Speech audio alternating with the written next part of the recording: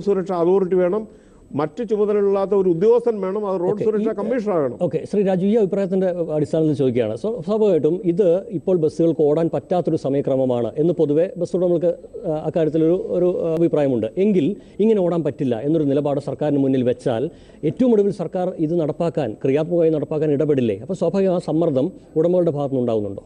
തീർച്ചയായിട്ടും അവരെ സംബന്ധിച്ചിടത്തോളം നിരന്തരമായി അതിനുവേണ്ടിയുള്ള മെമ്മോറാണ്ടങ്ങളും എല്ലാം ഗവൺമെൻറ്റിൽ നൽകി കഴിഞ്ഞിട്ടുള്ള കാര്യങ്ങളാണ്. ഇതിന് വേണ്ടതായ സൗകര്യങ്ങൾ അറേഞ്ച് ചെയ്തു തരണം ഞങ്ങൾക്ക്.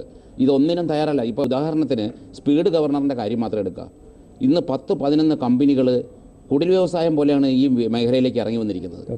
ഇവിടെ പ്രവർത്തിക്കുന്ന ഭംഗിയായ രീതിയിൽ പ്രവർത്തിക്കുന്ന ഏതാണ്ട് 60 കിലോമീറ്റർ സ്പീഡ് സെറ്റ് ചെയ്താൽ ആ സ്പീഡ് കൺട്രോൾ ചെയ്യുന്ന സംവിധാനം എന്ന് പറയുന്നത് പ്രിക്കോൾ എന്ന് പറഞ്ഞൊരു കമ്പനി മാത്രമേ ഇന്ന് അവൈലബിൾ ആയിട്ട് ഉള്ളൂ നമുക്ക് മാർക്കറ്റിൽ.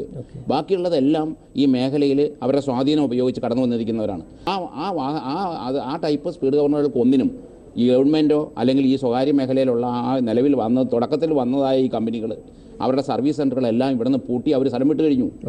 അവരുടെ മുതൽ വിറ്റ് കാശാക്കി അത് അവിടെ നിന്ന് സ്ഥലം വിട്ട് കഴിഞ്ഞു. അപ്പോൾ ഇതിനെ നിയന്ത്രിക്കാൻ ഉള്ള ഭാഗത്തുനിന്ന് ഗവൺമെൻറ്റിൻ്റെ ഭാഗത്തുനിന്ന് കെൽട്രോൺ ഞങ്ങൾക്ക് വാഗ്ദാനം തന്നിരുന്നതാണ് അന്ന് ഗവൺമെൻറ്. ഞങ്ങളോട് പറഞ്ഞിരുന്നതാണ്, അതുപോലും പാലിക്കാൻ വേണ്ടി തയ്യാറായിട്ടില്ല. കെൽട്രോൺ ആണെന്നുണ്ടെങ്കിൽ ഞങ്ങൾക്ക് വളരെ കുറഞ്ഞ റേറ്റിൽ കിട്ടും. അതിന് ശാസ്ത്രീയമായി അതിൻ്റേതായ ടെക്നിക്കലായിട്ടുള്ള എല്ലാ ഫംഗ്ഷനിങ്ങും കറക്റ്റായിട്ട് അവർ റീഡ് ചെയ്യും. അവർക്കതിന് ഉത്തരവാദിത്വം ഉണ്ടാവും. സർവീസ് സെൻ്ററുകൾ ഞങ്ങൾക്ക് ലഭിക്കും.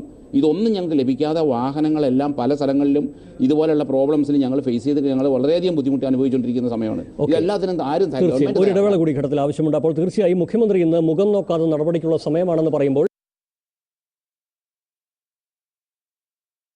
മറ്റ് ഒരുപാട് ഘടകങ്ങൾ എല്ലാവരും കൂടി ആലോചിക്കേണ്ടതുണ്ട്. പക്ഷേ ബസ് ഉടമകൾക്ക് ഈ അറ്റ്ലീസ്റ്റ് ഇന്നത്തെ അപകടത്തിനെങ്കിലും വെളിച്ചത്തിൽ എടുക്കാവുന്നൊരു നിലപാടെന്താണ്? സർക്കാരിനോട് പറയാവുന്ന കാര്യം പറയാനുണ്ട്.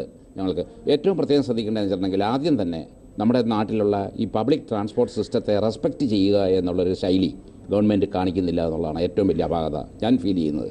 കാരണം ഇപ്പോൾ ഒരു 4 കൂടി കവലയിലേക്ക് ബസ്സുകൾ 4 സൈഡിൽ നിന്നും ബസ്സുകൾ വന്നു കഴിഞ്ഞാൽ ഈ ബസ്സുകളെ ബ്ലോക്ക് ചെയ്തിട്ടുകൊണ്ട് പ്രൈവറ്റ് കാറുകൾക്ക് പാസ് ചെയ്ത് പോകാനുള്ള സൗകര്യം ഒരുക്കുന്ന സംവിധാനമാണ് ഇന്ന് പോലീസ് ചെയ്തുകൊണ്ടിരിക്കുന്നത്.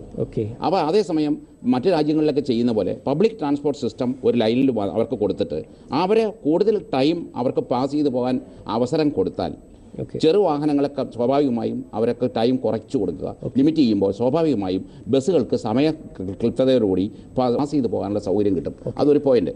കാറുകളെ സംബന്ധിച്ചിടത്തോളം കാറുകളെ സിറ്റിക്കകത്തേക്ക് നഗരപ്രദേശങ്ങളിലേക്ക് കാറുകളെ പ്രവേശിക്കുന്നതിന് അവർക്കൊരു നിയന്ത്രണം ഇതോടൊപ്പം വന്നു ചേരുകയും ചെയ്യും. അവർക്ക് സമയം കുറയ്ക്കുക. ആ രീതിയിൽ പബ്ലിക് ട്രാൻസ്പോർട്ട് സിസ്റ്റത്തെ റെസ്പെക്ട് ചെയ്യാൻ ഗവൺമെൻറ് തയ്യാറായില്ലെങ്കിൽ ചോദിച്ച പോലെ ഇക്കാര്യത്തിൽ പക്ഷേ എന്താണ് ഞങ്ങളെ സംബന്ധിച്ചിടത്തോളം ഞങ്ങൾ ഗവൺമെൻറ്റിൽ ഞങ്ങൾ ടാക്സ് അടച്ച് എല്ലാ സംവിധാനങ്ങളും നിയമങ്ങളും പാലിച്ച് സർവീസ് നടത്തുന്ന ഒരു വിഭാഗമാണ്. ഞങ്ങളെ ഈ രീതിയിൽ ഇങ്ങനെയുള്ള ഓരോ അപകടങ്ങൾ സംഭവിക്കുമ്പോഴും ഗവൺമെൻറ് ഓരോ പ്രാവശ്യവും സ്പീഡ് ഗവർണർ ചെക്ക് ചെയ്യുന്നു, പോലീസ് ഒന്നിച്ച് മറ്റേ പാസഞ്ചറുടെ കപ്പാസിറ്റി ചെക്ക് ചെയ്യുന്നു. ഇങ്ങനെ നിരന്തരമായി പീഡിപ്പിച്ചുകൊണ്ട് ഞങ്ങളെ ഈ വ്യവസായത്തെ ഇപ്പോൾ തകർത്ത് തരും. വ്യക്തമാണ് നിലപാട്. വളരെ ശ്രീ രാജു, ശ്രീ ഉപേന്ദ്രനാരായണൻ ഈ ഘട്ടത്തിൽ സഹകരിച്ചതിന് തീർച്ചയായും എല്ലാവരും ഒത്തൊരുമിച്ച് ഏറ്റെടുക്കേണ്ട ഒരു ദൗത്യം കൂടിയാണ് ഒരുപക്ഷെ റോഡിൽ പൊലിയുന്ന ജീവൻ എന്നതാണ് ഇന്ന് ഒരുപക്ഷെ ഈ സംഭവം പോലും നമ്മളെ ഓർമ്മിപ്പിക്കുന്നത്. കൃത്യമായ നടപടികൾ സർക്കാരിൽ നിന്ന്